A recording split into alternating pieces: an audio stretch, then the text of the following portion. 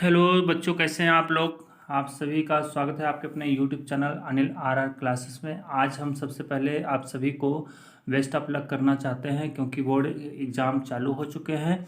और इसके साथ में आप लोगों ने जो कहा था कि केमिस्ट्री की वीडियो बना करके सर दे दीजिए जिसमें इम्पॉर्टेंट प्रश्न हों, तो वही हम वीडियो बना करके आज दिए हैं। तो इस वीडियो को आप देख लेना है। और इस वीडियो में टोटल हमने 40 प्रश्नों को सम्मिलित किया है। और 40 प्रश्नों को यदि आप लिख करके पढ़ लेते हैं, याद कर लेते हैं, तो आपके इस 70 में से आपके जो है ना 55 प्लस मार्क्स आ जाएंगे। ये ध्यान रखिएगा, 70 में से 55 से ज़्यादा मार्क्स आ जाएंगे। तो इस वीडियो को जरूर देखना है और इन प्रश्नों को लिख कर याद कर लेना है। ठीक, अभी भी समय आपके पास है, तो आप पर डे 2 प्रश्न या 3 प्रश्न लिख करके याद कर लीजिएगा, तो भी आपके 55 प्लस मार्क्स आ जाएंगे। ये रही आपके जानकारी वाली बात। ठीक, और देखिए बिना मेहनत के कुछ आने वाला नहीं है, तो इसलिए इस प्रश्न को आपको याद करना है और बोर्ड परीक्षा में 55 से अधिक मार्क्स प्राप्त करेंगे। ठीक, और इसी के साथ इसमें मैंने लाइन से लिखा है, इसके सिवा कुछ ना पेपर बनेगा, इसके सिवा कुछ ना पेपर बनेगा, जो भी बनेगा वो इन्हीं से बनेगा, इन्हीं से बनेगा। जी हाँ, इन्हीं प्रश्नों से बनेगा। ठीक है, तो चलिए प्रश्न नंबर 1 की शुरुआत करते हैं। आपके सामने है, फ्रैंकल दोष एवं शाटकी दोष क्या है, उदाहरण से ही समझाइए। ये आपका 4 नंबर का आया हुआ प्रश्न है। और ये प्रश्न हमने कहाँ से लिए हैं वो भी मैं आपको बता दूं। ये अनसॉल्व्ड से, यानी कि जो ज़्यादातर रिपीटेड क्वेश्चंस हैं वही हमने प्रश्न इस वीडियो में रखे हैं। और इन प्रश्नों को आपको कंपलसरी यानी कि पढ़ना है तो पढ़ना है, बाकी इसके अलावा कुछ नहीं करना है। ठीक, निम्न पदों को परिभाषित कीजिए। ये आपका 4 नंबर का प्रश्न आया है। मोल अंश, मोललता, मोलरता, द्रव्यमान प्रतिशत। ये आपका 1 नंबर मिला करके 4 नंबर का ये प्रश्न आया है। तो इसको आप अच्छे से रट लेना है, यानी कि याद कर लेना है। तीसरा प्रश्न ये है, राउल्ट के वाष्प दाब अवनमन नियम को परिभाषित कीजिए तथा उसकी सीमाएं बताइए। ये आपका देखिए 5 नंबर का प्रश्न आया हुआ है। और चौथा प्रश्न है, नरनष्ट समीकरण की व्याख्या कीजिए। ये 2 नंबर का आया हुआ है। कोल राउस नियम क्या है, यह 2 नंबर का आया हुआ है। और इसके साथ में नेक्स्ट जो प्रश्न है 6 नंबर, ये कह रहा है कि इलेक्ट्रोड विभव किसे कहते हैं, इसका मान किन किन कारकों पर निर्भर करता है। ये देखिए 4 नंबर का प्रश्न आया हुआ है।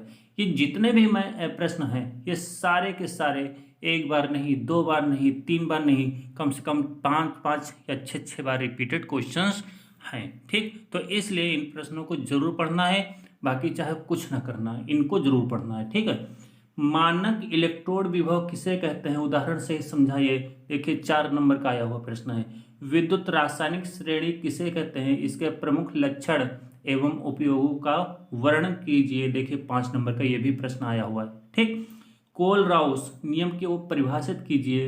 इस नियम का दुर्बल विद्युत अपघट्य के लिए अनुप्रयोग लिखिए। देखिए कितने नंबर का आया है, ये 5 नंबर का प्रश्न आया है। ठीक, ये जितने भी प्रश्न हैं ये इंपॉर्टेंट है। मैंने इंपॉर्टेंट वाले ही प्रश्न लिखे, बाकी कोई भी प्रश्न नहीं लिखा है, तो ध्यान दीजिएगा, इनको आपको याद करिएगा। ठीक,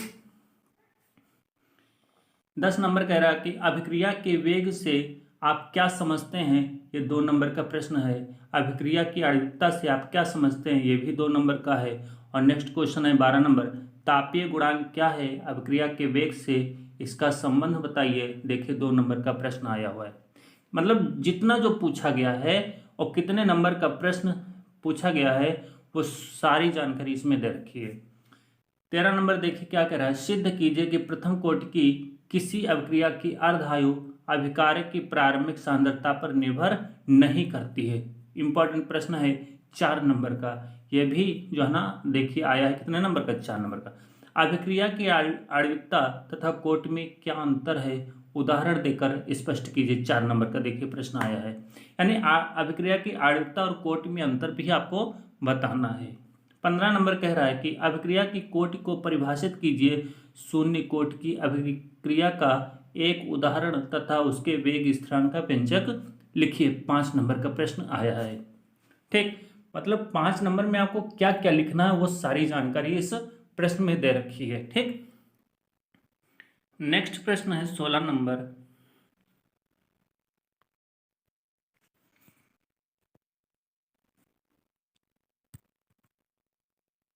अभिक्रिया की कोटि से आप क्या समझते हैं? प्रथम कोटि की अभिक्रिया के वेग स्थिरांक का व्यंजक निकालिए। देखिए 5 नंबर का प्रश्न ये आया है। और फिर अगला प्रश्न क्या कह रहा है कि हार्डी सुलजे नियम क्या है, उदाहरण सही समझाइए।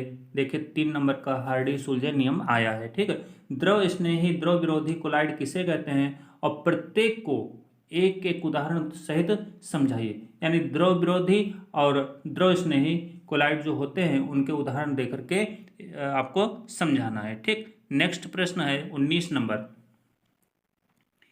19 नंबर क्या कहता है, कोलाइडी विलयन क्या है, निम्नलिखित पर संक्षिप्त टिप्पणी लिखे। ये 5 नंबर का आया हुआ है। ब्राउनीगत, टिंडल प्रभाव, विद्युत कण संचलन, स्कंदन, पेप्टीकरण, अपोहन, ये सारे जो है ना पॉइंट एक एक नंबर के आए हुए हैं। तो इसमें से आपको कोई 5 करने थे। ठीक है, नेक्स्ट क्वेश्चन है 20 नंबर। 20 नंबर क्या कहता है, सल्फर डाइऑक्साइड के निर्माण की प्रयोगशाला विधि का वर्णन कीजिए। इसके ऑक्सीकारक एवं अपचायक गुण का उल्लेख कीजिए। सल्फर डाइऑक्साइड के 2 उपयोग लिखिए। देखिए 3 नंबर का आया हुआ है। ठीक, सल्फर डाइऑक्साइड यानी SO2, ये याद रखिएगा। ठीक है, नेक्स्ट क्वेश्चन है 14 नंबर। हाइबर विधि द्वारा अमोनिया की औद्योगिक निर्माण विधि का सचित्र वर्णन कीजिए। 5 नंबर का प्रश्न आया हुआ। कह दीजिए कि इंपॉर्टेंट प्रश्न नहीं है सारे, बोलिए जल्दी से कमेंट करिएगा। यदि इंपॉर्टेंट ना हो तो बताइए। इसमें से यदि आप सारे प्रश्न कर लेते हैं, याद कर लेते हैं लिख लिख करके, तो मैं गारंटी के साथ कहता हूं आपके 55 प्लस मार्क्स यानी 70 में से 55 से ज़्यादा मार्क्स आएंगे, मैं गारंटी लेता हूं। यदि आप ये सारे के सारे 40 के 40 प्रश्न यदि आप रट लेते हैं तो। ठीक, नेक्स्ट क्वेश्चन है 22 नंबर। ओस्टवाल्ड विधि द्वारा नाइट्रिक अम्ल के औद्योगिक उत्पादन का नामांकित चित्र सहित वर्णन कीजिए। संपूर्ण अभिक्रिया के समीकरण भी दीजिए। ये देखिए 5 नंबर का प्रश्न आया हुआ है। डीकन विधि द्वारा क्लोरीन के उत्पादन का वर्णन कीजिए। 5 नंबर का देखिए आया हुआ है। ठीक, गर्म, हाँ उसी के साथ में कहा गया है क्लोरीन के उत्पादन का वर्णन कीजिए। ठीक, और गर्म सांद्र NaOH तथा ठंडे तनु NaOH के साथ क्लोरीन की अभिक्रियाओं का रासायनिक समीकरण दीजिए।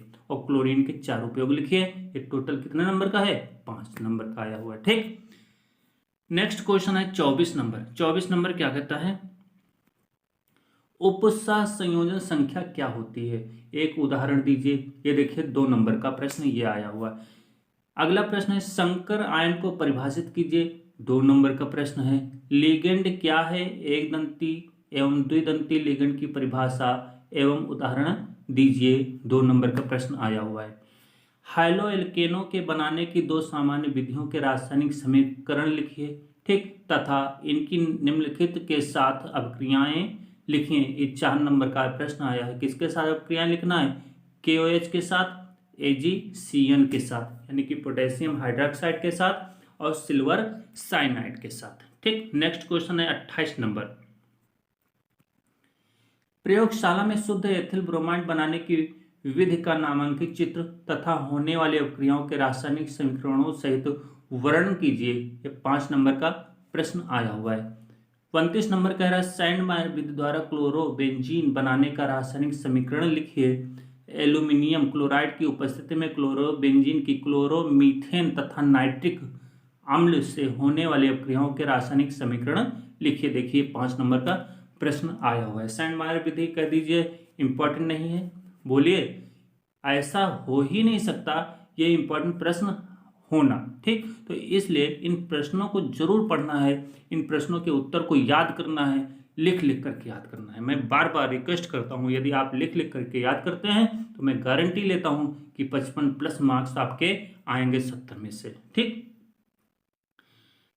30 नंबर प्रश्न कह रहा है कि किण्वन किसे कहते हैं, इस क्रिया के लिए अनुकूल परिस्थितियां क्या है। 3 नंबर का प्रश्न आया हुआ है। TNT बनाने की विधि का समीकरण एवं इसका उपयोग लिखिए। ये भी देख लीजिए 3 नंबर का प्रश्न आया हुआ। विलियमसन विधि द्वारा ईथर कैसे बनाया जाता है, ये ईथर लिखा हुआ यहाँ पर मिस्टेक्स हो गई, ये ध्यान रखिएगा ईथर है। ठीक, ये 3 नंबर का प्रश्न आया हुआ है। ठीक है, एथिल एल्कोहल के निर्जलीकरण से प्राप्त होने वाले 2 पदार्थों के नाम तथा सूत्र दीजिए। ठीक, क्या कहा गया, एथिल एल्कोहल के निर्जलीकरण से प्राप्त होने वाले 2 पदार्थों के नाम तथा सूत्र दीजिए, संबंधित अभिक्रियाओं के समीकरण दीजिए। 6 नंबर का प्रश्न ये भी आया हुआ है। ओके, नेक्स्ट है 34 नंबर है, प्राथमिक, द्वितीयक तथा तृतीयक एल्कोहलों में विभेद करने वाला एक रासायनिक परीक्षण लिखिए और समीकरण भी दीजिए। अथवा ल्यूकास परीक्षण क्या है, इसका प्रयोग किस प्रकार के यौगिकों को पहचानने में किया जाता है, ये क्या है, 5 नंबर का प्रश्न आया है। ये 34 नंबर देखिए 2 तरीके से दे रखा है, या तो ये आपका हो सकता है, मैं आपको यहाँ पर बता देता हूँ, या तो आपका ये हो सकता है। ठीक, ये प्रश्न पूरा हो सकता है। ठीक है, और या तो आपका ये प्रश्न इस तरीके से आ सकता है। ये आपका कितने नंबर का होगा, ये 5 नंबर का प्रश्न होगा। देखिए अथवा करके दे रहा। अगला प्रश्न कह रहा है कि एथेनॉल बनाने की औद्योगिक विधि का वर्णन कीजिए तथा रासायनिक समीकरण भी लिखिए। एथेनॉल के 2 उपयोग लिखिए। एथेनॉल में मेथेनॉल परिवर्तन का रासायनिक समीकरण लिखिए। ये 5 नंबर का प्रश्न आया हुआ है। ओके, नेक्स्ट प्रश्न है 36 नंबर। 36 नंबर क्या कहता है, फिनॉल बनाने की प्रयोगशाला विधि का वर्णन कीजिए। इसके पिक्रिक अम्ल, सैलिसिलिक अम्ल कैसे प्राप्त करेंगे, संबंधित अभिक्रियाओं के रासायनिक समीकरण भी लिखिए। अथवा फिनॉल की रीमर टीमैन अभिक्रिया का रासायनिक समीकरण लिखिए। ये देखिए 5 नंबर का प्रश्न आया हुआ है। ठीक, तो इसमें देखिए अथवा करके 2 प्रश्न दे रखे हैं, यहाँ पर अथवा दे रखा है, तो या तो ऊपर वाला प्रश्न करिए या तो इसके नीचे वाला प्रश्न करिए। 5 नंबर का है और दोनों का मीन्स एक है। ठीक है, रीमर टीमैन भी इसे कहते हैं या फिनॉल बनाने की प्रयोगशाला विधि भी कहते हैं, ये ध्यान रखिएगा। शुद्ध डाईएथिल ईथर बनाने की प्रयोगशाला विधि का सचित्र वर्णन कीजिए। ये 37 नंबर प्रश्न है। संबंधित क्रियाओं का रासायनिक समीकरण भी दीजिए। इसके 2 महत्वपूर्ण उपयोग लिखिए। 5 नंबर का प्रश्न आया हुआ है। ये 37 क्वेश्चन नंबर है। ठीक, नेक्स्ट है 38 नंबर। देखिए इस तरीके की वीडियो कोई बना करके नहीं देता मेरे हिसाब से, तो इसलिए आप लोग इस वीडियो का फायदा उठाइए। इस वीडियो के जितने भी प्रश्न हैं आप एक रफ कॉपी में नोट कर लीजिए। नोट करने के बाद आप 2-3 प्रश्न जब तक बोर्ड परीक्षा मतलब इसका पेपर जिस दिन आए मतलब मान के चलो 4 तारीख का है। ठीक, तो आपको 4 तारीख तक आप 3 एवरेज बना लीजिए कि हम यदि 3 रोज पेपर 3 प्रश्न को सॉल्व करके याद कर लेंगे रोज का रोज, तो आपके कितने 10 दिन में 30 प्रश्न हो जाएंगे।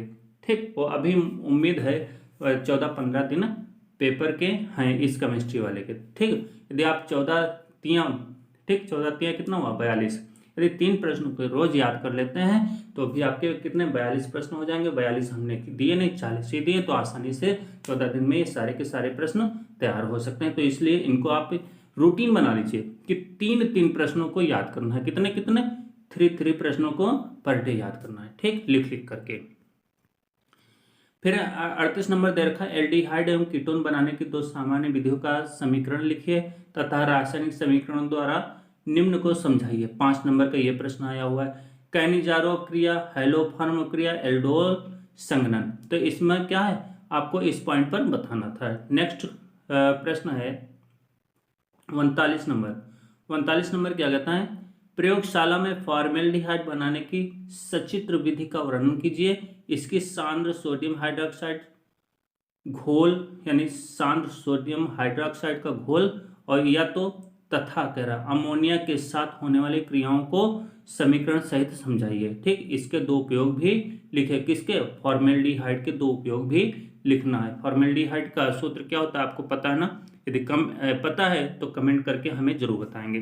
40 नंबर कह रहा है कि कार्बोहाइड्रेटों का वर्गीकरण किस प्रकार किया गया है, इनके उपयोग एवं रासायनिक परीक्षण की विधियां लिखें। तो आपको उम्मीद करता हूं समझ में आ गए होंगे कि क्या इंपॉर्टेंट प्रश्न है या नहीं है।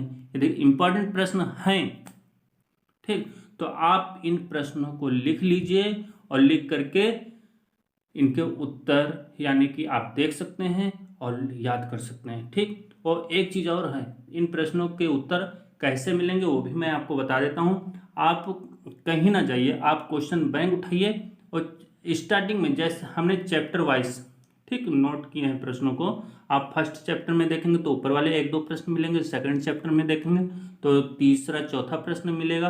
तो इस तरीके से आप सारे चैप्टर देखेंगे और हर चैप्टर से 2-2 3-3 प्रश्न लिए गए हैं। ठीक, तो इस तरीके से आप इसमें सर्च कर सकते हैं बुक में या गेस्ट पेपर में, वो आसानी से इनके सॉल्यूशन मिल जाएंगे। यदि हाँ सॉल्यूशन भी चाहिए तो आप हमें कमेंट करिए, और जितने ज़्यादा यदि आप शेयर करते हैं इस वीडियो में, जितने लाइक शेयर होते हैं तो उसी हिसाब से हम आपको इसके सलूशन भी प्रोवाइड कर देंगे 2-3 दिन में। ठीक, तो चलिए आज की वीडियो यहीं पर वाइंड अप करते हैं। और हाँ, इस वीडियो के बारे में ज़रूर लिखिएगा, कैसी वीडियो बनी, अच्छी रही या क्या कमी रही, वो भी हमें ज़रूर बताइएगा। और चलिए आज की वीडियो यहीं पर वाइंड अप करते हैं, नेक्स्ट वीडियो के साथ नेक्स्ट डे मिलते हैं। तब तक के लिए बाय बाय, टेक केयर।